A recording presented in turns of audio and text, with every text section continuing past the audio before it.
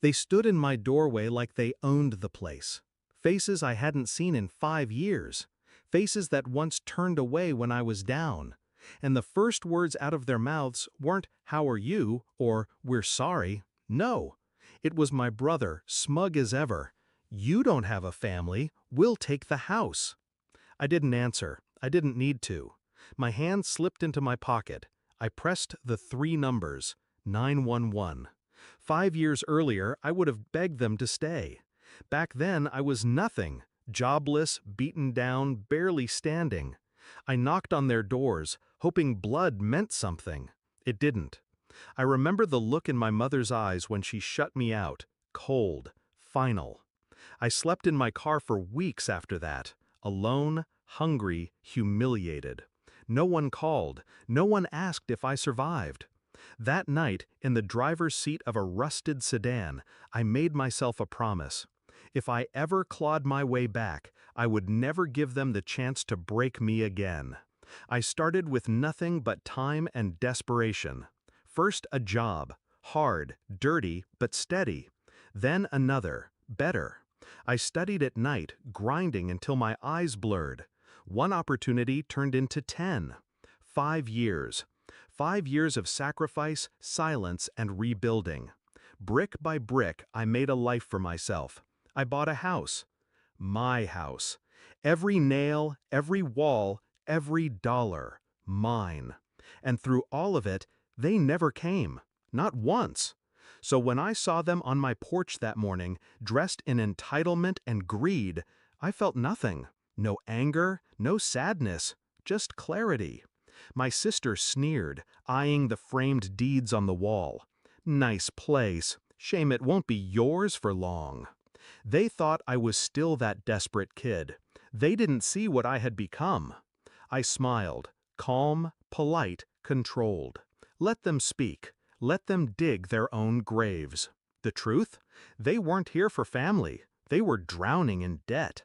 My brother's gambling, my mother's bad loans, my sister's shopping sprees. They wanted my house as their lifeboat. They thought their absence was forgotten, forgiven. They thought wrong.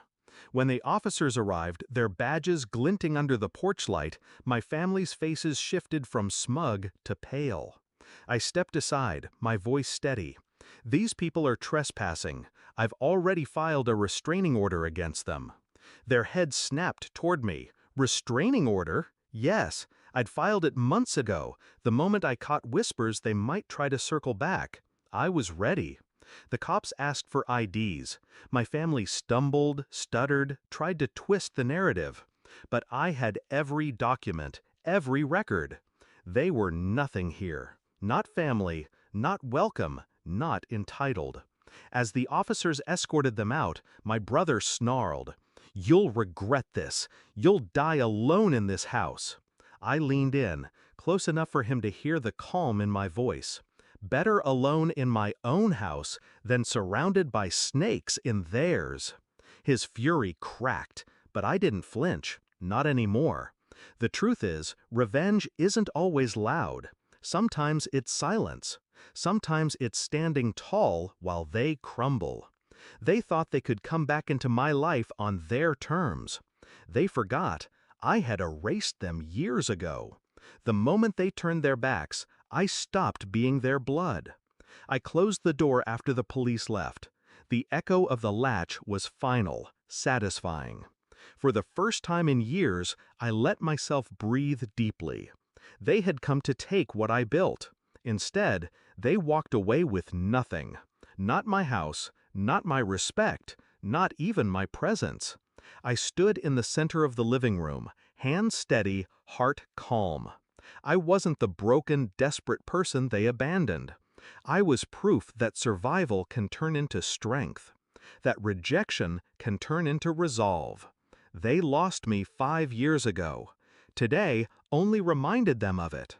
And as for me, I don't carry anger anymore. I don't need to.